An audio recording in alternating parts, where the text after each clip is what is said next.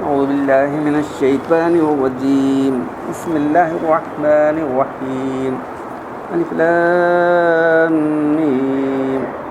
غلبت الروم في أدنى الأرض ومن بعد غلبهم سيغلبون في بضع سنين لله الأمر من قبل ومن بعد ويومئذ يفرح المؤمنون بنصر الله ينصر من يشاء وهو العزيز الرحيم وعد الله لا يخلف الله وعده ولكن أكثر الناس لا يعلمون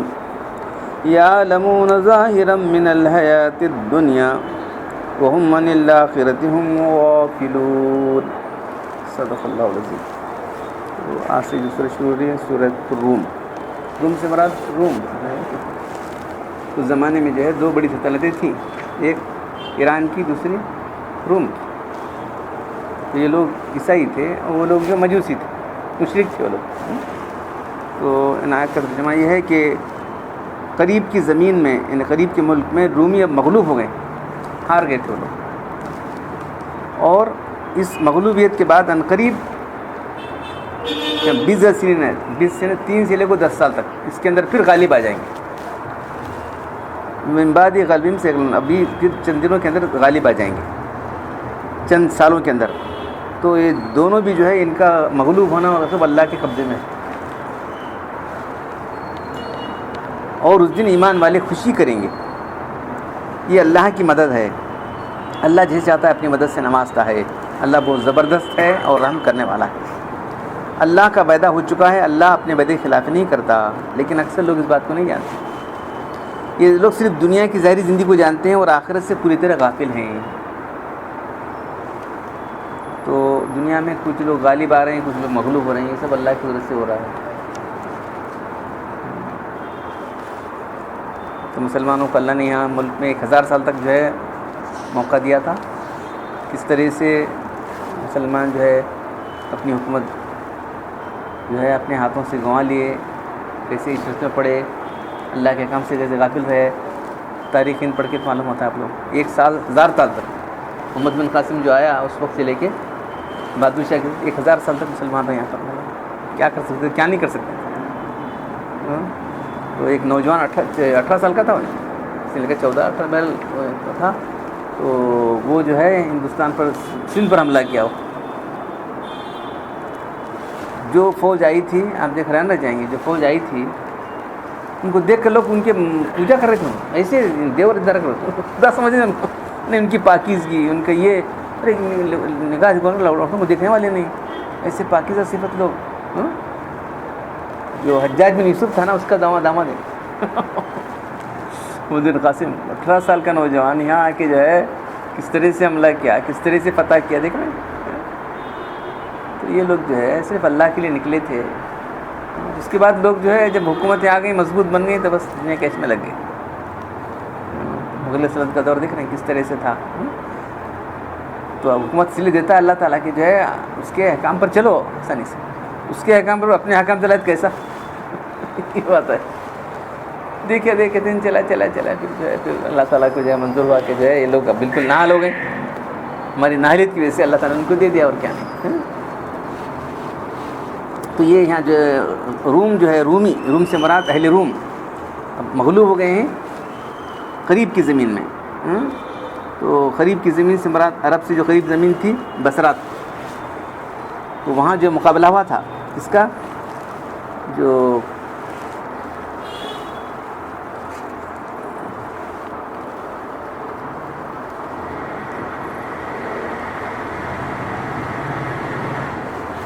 یہ جو فارس کے مشرکین تھے اور ان کا مقابلہ ہوا تھا، کسریٰ پرویز جو بادشاہ تھا وہ ہار گیا.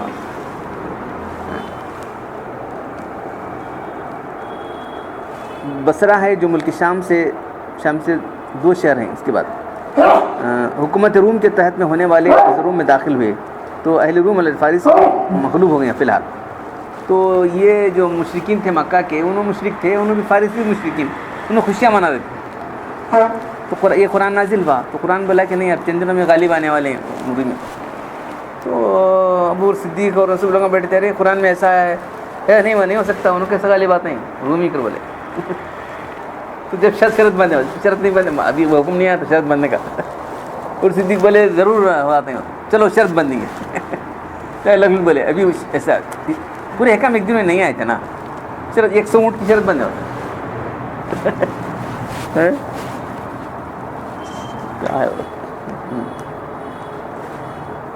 ابی بن خلف سے جو ہے 100 اونٹنیاں ہجرت کے 5 سال پہلے آیا، اور پورے 7 سال غزوہ بدر. اس کے بعد جو ہے اوپر صدیق کے مرد کیسا کر بیٹھا میں نے مرد کہہ رہے بھی میں بول گیا تو میرے بیٹے کو 100 اونٹنیوں کی شرط بندی واسطے. شرط کے مطلب وہ جیت گئے 100 اونٹیاں اس کو ان کو ہاتھ آ گئی، کیا کرنا ہے تو اونٹیاں لاؤ لے کر سب صدقہ کر دی اونٹیاں. تو یہ لوگ بولے، تو یہ لوگ روم کیا ہے، عیسائی تھے، نصرانہ کے لوگ تھے. تو بھلے اہل کتاب تھے، بلکہ مسلمانوں کی ہمدردیاں ان کے ساتھ تھیں، اور ان کی ہمدردیاں کے ساتھ تھیں، مشرکین کی ہمدردیاں فارس والوں کے ساتھ تھیں. تو قرآن نازل ہوتی ہے، سب دونوں 2 گروپ بن گئے وہاں سے. تو قرآن دیکھیں گے قرآن سچ ہوتا ہے کیا نہیں ہوتا، وہ چلتا رہا. تو اللہ کرنا ایسا ہوا کہ جو ہے چند ہی سالوں کے اندر جو ہے پھر جو ہے یہ فارس کے لوگ جو ہے بالکل ہار گئے، رومی تو پوری طرح غالب آ گئے. تو مسلمان کو خوشی ہو گئی، اور اسی طرح جو ہے مسلمانوں جو ہے ہجرت کے لیے چلے گئے تھے، وہ جنگ بدر بھی وہ جیت گیا. یہ دونوں خوشیاں ایک ساتھ ہو گئی.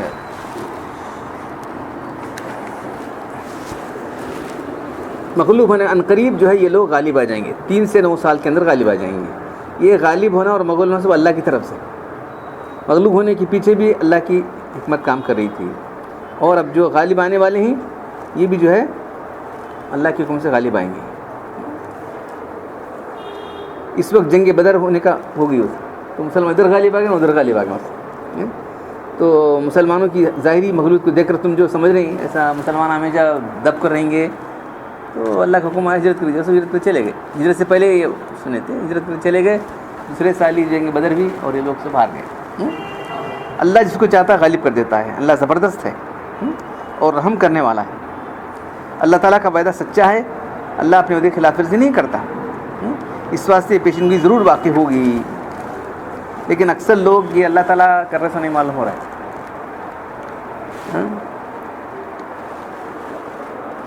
صرف اسباب کو دیکھتے رہتے ہیں، یہ اسباب ایسا ویسا ہوا. تو یہ لوگ صرف دنیا کی ظاہری آخر میں جو آیت آ رہی ہے، یہ لوگ دنیا کی صرف ظاہری حالت کو دیکھ رہے ہیں، آخرت سے بالکل غافل ہیں، صرف اسباب میں لگے ہوئے ہیں. مسبب الاسباب اللہ تعالیٰ ہے، اسباب کا پیدا کرنے والا اللہ تعالیٰ ہے.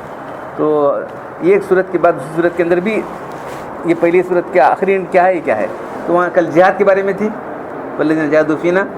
تو یہاں بھی جو ہے رومیوں کے ساتھ جہاد کے ساتھ جو ہے مشرک کے ساتھ جو جہاد ہونے والا جنگ بدر ہے، اور فارس اور روم کا جو جہاد ہوا وہ اس کے بارے میں. تو وہ اسی لیے وہاں جہاد کے بارے میں تھا. یہ بھی آیتیں شروع ہو رہی جہاد ان کا جو مقابلہ ہو رہا تھا. سورہ جہاد ختم ہوئی تھی کہ جس میں اللہ تعالیٰ نے اپنے راستے میں جہاد کرنے والوں کے لیے راستے کھول دینے کا وعدہ کیا تھا اور کامیابی کی بشارت دی تھی. سورہ روم کی ابتدا میں جس قصے سے ہوئی ہے، اللہ کی نصرت کا ایک بہت بڑا واقعہ پیش آیا. روم اور فارس کی جنگ کا ہے. یہ دونوں ہی کافر تھے، لیکن یہ اہل کتاب تھے، اس لیے ان کی ہمدردیاں مسلمانوں سے نہیں چلتی. یہ تو پورے کافر تھے اور عادل مسلم. دونوں کافر میں اہل فارس مشرکین آتش پرست تھے، اور اس لیے یہ وہاں کے مشرکین ان کے ہمدردی کر رہے تھے. تو مسلمانوں کی ہمدردی ان کے ساتھ یہ بات ہے. تو اللہ کے رسول نے جو ہے ان کو بھی دعوت دی تھی. روم والوں کو بھی دعوت دی تھی، تعالوا الی کلمۃ سواء، جو کلمہ تمہارے ہمارے درمیان ہے کہ ہم ایک اللہ سے کسی کو نہیں پوچھیں گے، یہ تمہارے ہمارے درمیان ایک سائیں آ جاؤ. اللہ نے دعوت دی تھی ان کو. اہل کتاب ایک گناہ قرب تھا، اس لیے اللہ کے رسول قیام مکہ مکرمہ میں فارس نے روم پر حملہ کر دیا، اور جو ہے روم کے بہت سارے حصوں میں قبضہ کر لیا تھا، بصرہ وغیرہ پر. مسلمان چاہتے تھے کہ رومی غالب آ جائیں، مگر اس وقت تو ایسا ہوا ہے. اس کے بعد جو ہے یہاں تک کہ قسطنطنیہ نے بھی فتح کر لیا، وہاں آتش کدہ تعمیر کیا. یہ کسریٰ پرویز جو فارس کا انہیں تھا، اس کی آخری فتح تھی. اس کے بعد پھر اس کا زوال شروع ہو گیا. اس واقعے پر مشرکین خوشیاں منا رہے تھے، مسلمانوں کو عار دلا رہے تھے. تو اس کے بعد جو قرآن نے سورہ میں اس واقعے نازل ہوئی اس میں یہ پیشگوئی کی گئی تھی اور یہ بشارت دی گئی تھی چند سال بعد پھر رومی غالب پر آ جائیں گے، پر اس پر غالب آ جائیں گے۔ عمر صدیق نے جب آیتیں سنی تو مشرکین کے سامنے اعلان کر دیا جا کے، ابی بن خلف مقابلہ کیا، تم جھوٹ کہتے ہو نا، جھوٹ نہیں کہتے، یہ اللہ کی آیتیں نہیں، جھوٹ نہیں ہو سکتی۔ تو اس کے لیے شرط باندھی گئی بس 3 سال کے اندر۔ تو 3 سال بولے اللہ تعالیٰ اکبر 3 سال نہیں، 3 سال نہیں ہے، اللہ قرآن کا جو ہے 20 سنین ہے، 3 سے لے کے 9 سال تک۔ اس کا الگ 3 سے 9 سال، تم جاؤ اس سے معاہدہ کرو، ان سے کہہ دو کچھ 10 کی بجائے 100 اونٹنا کرو جاؤ 100 اونٹنا ہو گیا۔ تو صدیق نے تعمیل کی، ابی بن خلف تیار ہو گیا انہیں۔ روایت سے معلوم ہوتا ہے کہ واقعہ ہجرت سے 5 سال پہلے آیا تھا، اور پورے 7 سال ہونے پر جو ہے یہ ادھر سے انہوں روم والے غالب آ گئے، ادھر سے مسلمان غالب آ گیا۔ ابی بن خلف مر چکا تھا، ابو صدیق نے جو ہے ان کے بیٹوں سے مطلب لے لیا سموٹنیاں۔ بعض روایت میں آتا ہے کہ پہلے جو اندیشہ ہوا کہ ابو بکر بھی شدید کر کے چلے جائیں گے، تم نہ چھوڑوں گا نہیں، تمہیں پیشگی 100 اونٹیاں دینا کر ان کو پکڑا تھا۔ ارے ابو بکر بولے میرے بیٹے کو ذمہ مانگ جاتا ہوں، تو بے فکر رہو بولے۔ جب اس شرط کے مطابق ابو صدیق جیت گئے، 100 اونٹیاں ان کو ہاتھ آ گئیں، تو وہ سب لے کر اللہ کی خدمت میں حاضر ہوئے۔ آپ نے فرمایا ان اونٹ کو صدقہ کر دو۔ یہ اس وقت کی بات ہے جب ایسی شرط وغیرہ نہیں کرنا تھا، حکم نازل نہیں ہوا تھا، اس کے بعد یہ سب شرط احکام نازل ہو گئے، ایسا شرطیں نہیں باندھنا، عارضی کی سندھ نہیں باندھنا۔ تو یہاں جو بات ہمارے سامنے آ رہی ہے کہ یہ ان کا غالب ہونا اور مغلوب ہونا، پھر اس کے بعد ان کا غالب ہونا، ان کا مغلوب ہونا، یہ سب اللہ کے ہاتھ میں۔ تو آج بھی جو ہے ہم دیکھ رہے ہیں، جو ہے کوئی پارٹی غالب آتی ہے، کوئی پارٹی مغلوب ہوتی ہے، کسی کی میجارٹی ہوتی ہے، تو ہم سمجھ رہے ہیں صرف ہمارے ظاہری اسباب نہیں بلکہ اللہ تعالیٰ کے احکام چاہیے۔ تو جب حکمران تم پر ظلم کر رہے تھے تو ان کی طرف مت جاؤ، میری طرف آ جاؤ، تم اسے رجوع کرو، حکمران دل میرے ہاتھ میں، میں حاکموں کا حاکم ہوں۔ تو جو ہے ہم مسلمان اللہ کے رجوع کہاں کر رہے ہیں؟ آپس میں اختلاف چل کو، آپس میں ٹربل چڑی، اور کیا جی رجوع اللہ کیسے لوگ کر رہے ہیں؟ بولو رجوع اللہ سے مراد اللہ کے احکام پر چلنے والے لوگ ہیں تم لوگ، نفس کے احکام پر چل رہے ہو تم لوگ، پارٹی بازی میں پڑے ہو تم لوگ، اللہ کے لیے نہیں کر رہے کوئی کام تمہارا۔ تو آج بھی جو ہے مسلمان اتنی پارٹیاں، آج تعمیر رہتا ہے مولانا رابع صاحب لکھیں کہ جو ہے مسلمانوں کی طاقتیں صرف اپنی پارٹی بازی میں جا رہے ہیں، مسلمانوں کی طاقت دمان ہے صرف آپس کی پارٹی بازی کے اندر لگی اور کچھ بھی نہیں ہے۔ کتنے پارٹیاں کے اندر پارٹیاں وہ بھی تو یہ سب ہماری جو ہے انتشار ہمارا ہے، حالانکہ مسلمانوں کو جو ہے متحد بھی کرنا چاہیے، کیونکہ ہماری کتاب ایک ہے، ہمارے نبی ایک ہے، ہمارے جو ہے قرآن ایک ہے، ہمارا قبلہ ایک ہے، ہمارا اللہ ایک ہے، سب مل کے رہنا چاہیے تھا۔ اتنی زیادہ پارٹیاں ہو بیٹھے مسلمان کے، کس کی وجہ سے؟ نفس کی وجہ سے، دوسرا کیا بھی نہیں، یہ تو ایک ہے، کس کی وجہ سے؟ نفس کی وجہ سے، اور کیا بھی نہیں۔ تو اب پھر جو ہے ایسے ایسے الیکشن آ رہے ہیں، وہ آ رہے ہیں، ان کے کس طرح سے مسلمانوں کو جو ہے پسپا کیا جا رہا ہے۔ اتنی بڑی تعداد مسلمانوں کی، 22 کروڑ کم سے کم، زیادہ ہیں، کم سے کم 22 کروڑ مسلمان ہیں ہندوستان میں، تو ان کو کس طرح جو ہے پیس کر رکھ دیا گیا، کہیں بھی ان کا جو وزن نہیں مسلمانوں کو۔ تو یہ اللہ سے تب تک جوڑیں گے تو جب ان کا تاب ہونے والا تو نہیں ہونے والا ہمارا، اللہ سے تعلق جوڑے بغیر مسلمان کیا بھی مسئلہ حل ہونے والا نہیں۔ 1000 پارٹیاں بناؤ تم لوگ، 1000 جو ہے یہ بنا لو جماعتیں، کیا ہونے والا؟ اللہ سے تعلق جوڑو۔ تو یہ عالمون ظاہر علم، یہ لوگ صرف دنیا کی ظاہری زندگی کو جانتے ہیں اور آخرت سے پوری طرح غافل ہیں۔ جو کام کرنا ہے آخرت کے لیے کرنا ہے، انہوں کون سا کام کرنا ہے؟ کرسی کے لیے کرنا ہے، اور کیا بھی یہ بنا مجھے کیا دیتا ہے انہیں، کیا چیز پوچھ دیتا ہے، کیا میں کی جاتا نہیں آتا، کیا پرسنل جاتا یہ چلے ہر آدمی دیکھا مجھے کیا چیز ملتا ہے کیا وہاں۔